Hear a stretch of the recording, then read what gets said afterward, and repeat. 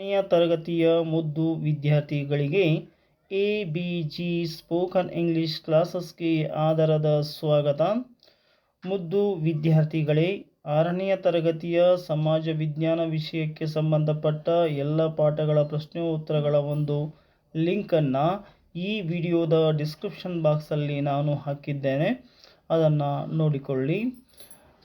ಇಲ್ಲಿಯವರೆಗೆ ನೀವು ನಿಮ್ಮ ನೆಚ್ಚಿನ ಚಾನಲ್ ಆಗಿರುವ ಎಬಿಜಿ ಸ್ಪೋಕನ್ ಇಂಗ್ಲಿಷ್ ಕ್ಲಾಸಸ್ಗೆ ನೀವಿನ್ನೂ ಸಬ್ಸ್ಕ್ರೈಬ್ ಆಗಿಲ್ಲ ಅಂದರೆ ಈಗಲೇ ಸಬ್ಸ್ಕ್ರೈಬ್ ಆಗಿ. ಈ ವಿಡಿಯೋ ನಿಮಗೆ ಇಷ್ಟ ಆದಲ್ಲಿ ದಯವಿಟ್ಟು ಲೈಕ್ ಮಾಡಿ, ಶೇರ್ ಮಾಡಿ, ಕಮೆಂಟ್ ಮಾಡಿ ಅಂತ ಕೇಳ್ಕೊಳ್ತಾ, ಇವತ್ತು ನಾವು ಈ ತರಗತಿಯಲ್ಲಿ ಚಾಪ್ಟರ್ 18 ಅಧ್ಯಾಯ 18 ಪೌರನೀತಿ ವಿಭಾಗ civics fundamental rights and duties ಮೂಲಭೂತ ಹಕ್ಕುಗಳು ಮತ್ತು ಕರ್ತವ್ಯಗಳು ಈ ಒಂದು ಅಧ್ಯಾಯದ ಸಂಪೂರ್ಣ ಪ್ರಶ್ನೋತ್ತರಗಳನ್ನು ಈ ವಿಡಿಯೋದಲ್ಲಿ ಚರ್ಚೆ ಮಾಡ್ತಾ ಸಾಗೋಣ. ಮುದ್ದು ವಿದ್ಯಾರ್ಥಿಗಳೇ, ಈಗ ಮೊದಲ ಪ್ರಶ್ನೆಯನ್ನು ನೋಡ್ತಾ ಇದ್ದೇನೆ. The first question is exercises ಅಭ್ಯಾಸಗಳು. Discuss in groups and answer. ಗುಂಪಿನಲ್ಲಿ ಚರ್ಚಿಸಿ ಮತ್ತು ಉತ್ತರಿಸಿ. What is meant by fundamental rights? ಮೂಲಭೂತ ಹಕ್ಕುಗಳು ಎಂದರೇನು? Fundamental rights are those rights specified as well as protected by the constitution. ಮೂಲಭೂತ ಹಕ್ಕುಗಳು ಎಂದರೆ ಯಾವ ಹಕ್ಕುಗಳು ಸಂವಿಧಾನದಿಂದ ರಕ್ಷಿಸಲ್ಪಟ್ಟಿವೆಯೋ ಆ ಒಂದು ಹಕ್ಕುಗಳನ್ನು ನಾವು ಮೂಲಭೂತ ಹಕ್ಕುಗಳು ಎಂದು ಕರೆಯುತ್ತೇವೆ. ಇನ್ನು ಎರಡನೆಯ ಪ್ರಶ್ನೆ ನೋಡ್ತಾ ಇದ್ದೇವೆ. Why should we voluntarily perform fundamental duties? ನಾವು ಏಕೆ ಸ್ವಯಂ ಆಗಿ ಮೂಲಭೂತ ಹಕ್ಕುಗಳನ್ನು ಮಾಡಬೇಕು, ಮೂಲಭೂತ ಕರ್ತವ್ಯಗಳನ್ನು ನೆರವೇರಿಸಬೇಕು ಅಂತ ಕೇಳ್ತಾ ಇದ್ದಾರೆ. The fundamental duties are one's obligations. ಇಲ್ಲಿ ಮೂಲಭೂತ ಕರ್ತವ್ಯಗಳು ಎಂದರೆ ಒಬ್ಬರು ಮಾಡಬೇಕಾಗಿರ್ತಕ್ಕಂತಹ ಜವಾಬ್ದಾರಿಗಳು ಟುವರ್ಡ್ಸ್ ದ ಕಂಟ್ರಿ, ದೇಶಕ್ಕಾಗಿ ಮಾಡಬೇಕಾಗಿರ್ತಕ್ಕಂಥ ಕೆಲವೊಂದಿಷ್ಟು ಕೆಲಸ ಕರ್ತವ್ಯಗಳು ಅಂತ ಹೇಳ್ಬೋದು.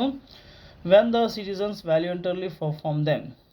ಯಾವಾಗ ಆ ದೇಶದ ನಾಗರಿಕರು ಅವುಗಳನ್ನು ಸ್ವಯಂ ಆಗಿ ಮಾಡ್ತಾರೆ. The country is sure to make rapid progress. ಆ ಒಂದು ದೇಶವು ಬಹಳಷ್ಟು ಪ್ರಗತಿಯನ್ನು ಸಾಧಿಸುತ್ತದೆ. ಇನ್ನು ಮುಖ್ಯ ಪ್ರಶ್ನೆ 3. What is meant by right to equality? ಇಲ್ಲಿ ಸಮಾನತೆಯ ಹಕ್ಕು ಎಂದರೇನು ಅನ್ನುವಂಥ ಪ್ರಶ್ನೆ ಇದೆ. ಅಂಡರ್ ದಿಸ್ ರೈಟ್, ಈ ಒಂದು ಹಕ್ಕೆಂದರೆ ಅಂದರೆ ರೈಟ್ ಟು ಇಕ್ವಾಲಿಟಿ, ಸಮಾನತೆ ಹಕ್ಕೆಂದರೆ all are equal before the law.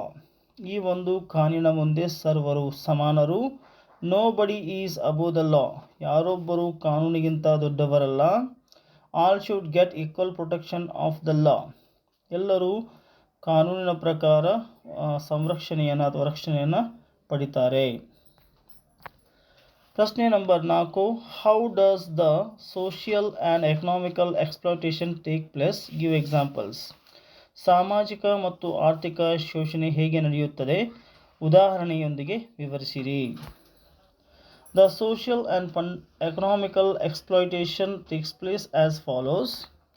ಈ ಕೆಳಗಿನಂತೆ ಸಾಮಾಜಿಕ ಮತ್ತು ಆರ್ಥಿಕವಾಗಿರ್ತಕ್ಕಂತಹ ಶೋಷಣೆಗಳು ನಡೆಯುತ್ತವೆ. Both giving and receiving dowry. ವರದಕ್ಷಿಣೆಯನ್ನು ಕೊಡುವುದು ಮತ್ತು ತೆಗೆದುಕೊಳ್ಳುವುದು ಎರಡೂ ಸಹಿತ ಇದು ಒಂದು ಸಾಮಾಜಿಕವಾಗಿರ್ತಕ್ಕಂಥ ಶೋಷಣೆಯಾಗಿದೆ. The system of bonded labour is considered as a forced labour. ಇಲ್ಲಿ ನಾವು ಬಾಂಡೆಡ್ ಲೇಬರ್ ಅಂತ ಕರೀತೇವೆ. ಈ ಒಂದು ಸಿಸ್ಟಮ್ ಏನಿದೆ ಇದು ಸಹಿತ ಅದು ಎಕನಾಮಿಕಲಿ ಎಕ್ಸ್ಪ್ಲಾಯ್ಟೇಷನ್ ಮಾಡ್ತಕ್ಕಂಥದ್ದಾಗಿದೆ. Employment of children in mining, manufacture of beedi and firework. ಸಣ್ಣ ಮಕ್ಕಳನ್ನು ಗಣಿಗಾರಿಕೆಯಲ್ಲಿ, ಬೀಡಿ ತಯಾರಿಕೆಯಲ್ಲಿ ಮತ್ತು ಫೈರ್ ವರ್ಕ್ಗಳಲ್ಲಿ ಬಳಸಿಕೊಳ್ಳುವುದು ಸಹಿತ ಒಂದು ತರಹದ ಶೋಷಣೆಯಾಗಿದೆ. ಪ್ರಶ್ನೆ ನಂಬರ್ 5 ನೋಡ್ತಾ ಇದ್ದೇವೆ. State any 3 fundamental duties of citizens. ನಾಗರಿಕರ 3 ಮೂಲಭೂತ ಹಕ್ಕುಗಳನ್ನು ಹೇಳಿರಿ. ಮೊದಲನೇದು, the fundamental duties are as follows. ಈ ರೀತಿಯಾಗಿವೆ. To respect the constitution, national flag, and national anthem. ಪ್ರತಿಯೊಬ್ಬರೂ ಭಾರತದ ಸಂವಿಧಾನಕ್ಕೆ ಮತ್ತು ದೇಶದ ಧ್ವಜಕ್ಕೆ ಮತ್ತು ದೇಶದ ರಾಷ್ಟ್ರಗೀತೆಗೆ ಇವರು ಗೌರವವನ್ನು ಕೊಡಬೇಕು. To follow the noble ideals which inspired our national struggle for freedom.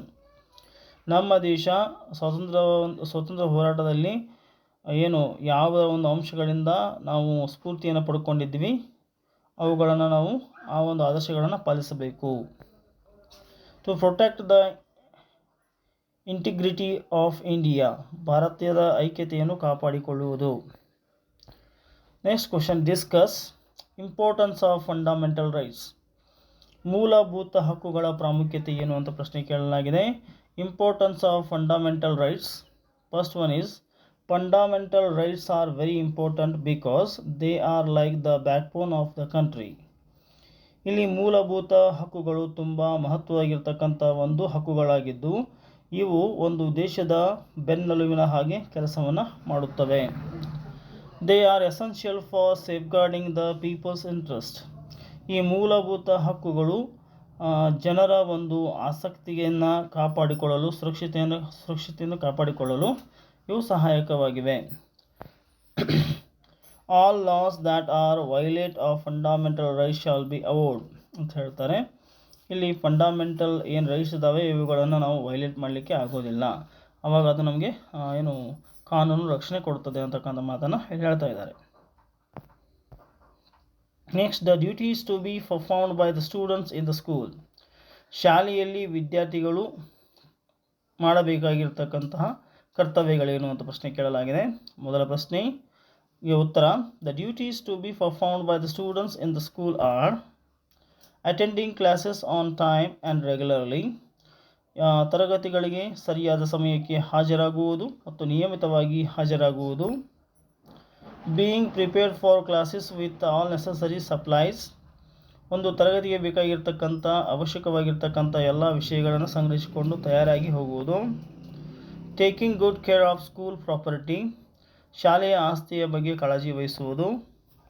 Completing all homework assignments. ಶಿಕ್ಷಕರು ನೀಡಿರ್ತಕ್ಕಂಥ ಎಲ್ಲ ಹೋಮ್ವರ್ಕನ್ನು ಬಿಡಿಸುವುದು. Organising their time well. ತಮಗೆ ಸಿಕ್ಕಿರುವಂಥ ಸಮಯವನ್ನು ಸರಿಯಾಗಿ ಉಪಯೋಗಿಸಿಕೊಳ್ಳುವುದು. Respecting themselves and others. ತಮ್ಮನ್ನು ತಾವು ಗೌರವಿಸಿಕೊಳ್ಳುವುದು ಮತ್ತು ಇತರರಿಗೂ ಗೌರವವನ್ನು ಕೊಡುವಂಥದ್ದು. Reading on a regular basis. ಸರಿಯಾದಂತಹ ಒಂದು ಓದುವ ಪದ್ಧತಿ ನಡೆದುಕೊಳ್ಳೋದು, ಆಯಾ ಪಾಠವನ್ನು ಆಯಾ ಸಮಯದಲ್ಲಿ ಓದಿ ಮುಗಿಸ್ತಕ್ಕಂಥದ್ದು. Doing their best. ತಮ್ಮಲ್ಲಿರ್ತಕ್ಕಂಥ ಒಳ್ಳೆಯ ಅಂಶಗಳನ್ನು ಹೊರಗೆ ತೆಗೆದುಕೊಂಡು ಬರ್ತಕ್ಕಂಥದ್ದು. So dear students, next right to information. Third question, right to information ಅಂದರೆ ಮಾಹಿತಿಯ ಹಕ್ಕು ಅಂತ ಕರೀತಾ ಇದ್ದೇವೆ. The right to information act, ಈ ಒಂದು ಆ್ಯಕ್ಟನ್ನು 2005ರಲ್ಲಿ ಜಾರಿಗೆ ತರಲಾಯಿತು. Simply known as RTI. ಈ ಒಂದು ದ ರೈಟ್ ಟು ಇನ್ಫಾರ್ಮೇಷನ್ ಆ್ಯಕ್ಟನ್ನು ನಾವು ಸಾಧಾರಣವಾಗಿ RTI ಎಂದು ಕರೆಯುತ್ತೇವೆ. It is a revolutionary act. ಇದೊಂದು ಕ್ರಾಂತಿಕಾರಿಕವಾಗಿರ್ತಕ್ಕಂಥ ಒಂದು ಕಾನೂನಾಗಿದ್ದು that aims to promote transparency in government institutions in India. ಭಾರತದ ಸರ್ಕಾರಿ ಸ್ವಾಯತ್ತದ ಸಂಸ್ಥೆಗಳಲ್ಲಿ ಟ್ರಾನ್ಸ್ಪರೆನ್ಸಿಯನ್ನು ಅಂತಂದರೆ ಪಾರದರ್ಶಕತೆಯನ್ನು ಕಾಪಾಡಿಕೊಳ್ಳಲು ಈ ಒಂದು ಹಕ್ಕನ್ನು ಅಥವಾ ಈ ಒಂದು ಕಾನೂನನ್ನು ಜಾರಿಗೆ ತರಲಾಯಿತು. The act came in existence in 2005. 2005ರಲ್ಲಿ ಈ ಒಂದು ಕಾನೂನನ್ನು ಜಾರಿಗೆ ತರಲಾಯಿತು. After sustained efforts of corruption activities.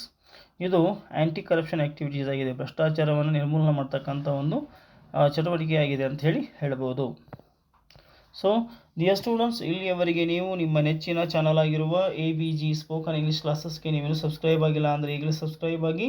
ಈ ವಿಡಿಯೋ ನಿಮಗೆ ಇಷ್ಟ ಆದರೆ ದಯವಿಟ್ಟು ಲೈಕ್ ಮಾಡಿ, ಶೇರ್ ಮಾಡಿ, ಕಮೆಂಟ್ ಮಾಡಿ ಅಂತ ಕೇಳ್ಕೊಳ್ತಾ ಧನ್ಯವಾದಗಳು.